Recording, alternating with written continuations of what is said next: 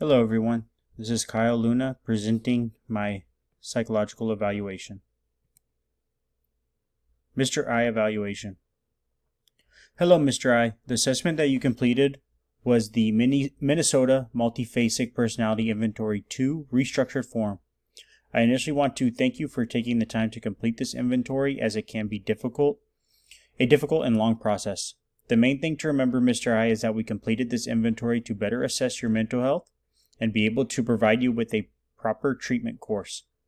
You completed this inventory based on your recent pattern of decreased sleep, along with delusional thinking and visual hallucinations, among a few other items. There are a total of 6 different subscales on the MMPI-2-RF that include somatic/cognitive dysfunction, emotional dysfunction, thought dysfunction, behavioral dysfunction, interpersonal functioning scale, and interest scale. For the cognitive dysfunction scale, there are cognitive difficulties that could lead to a low tolerance of frustration due to memory issues. This can lead to thought disorganization and unrealistic thinking. Mood instability is what is causing your acting out behavior, which has led to further difficulties. Due to the results of this personality test, I will advise an immediate follow-up meeting. In this next meeting, you will complete an additional personality inventory, the NEO Personality Inventory Revise, to assess emotional, interpersonal, experiential, attitudinal, and motivational variables of personality. The next test to be completed will be a Wechsler Memory Scale to further assess your issues with memory and cognitive performance. Next steps will be an inpatient treatment program for you, Mr. I, as there is concern around your current mental state.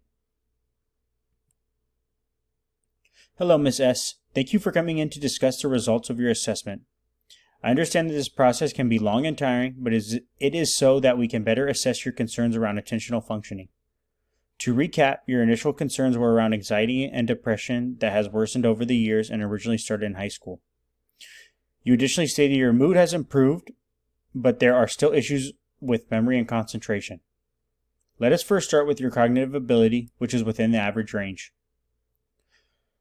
On the reading assessment, you also performed at the expected range, and there was a significant benefit from the extended time of administration.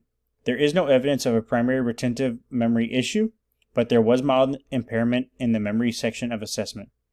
Overall, test results do show impairments in sustained and working memory. I do recommend a second and third day of assessments. 2 more days to give you additional time between assessments and extra rest breaks between assessments. The next assessment will be the Rivermead Behavioral Memory Test, which is a measure of everyday memory such as route finding, remembering names, and recalling information. This will give us a better understanding of your memory impairment. The wide range assessment of memory and learning 2 will also be completed to further assess concerns around attention and concentration.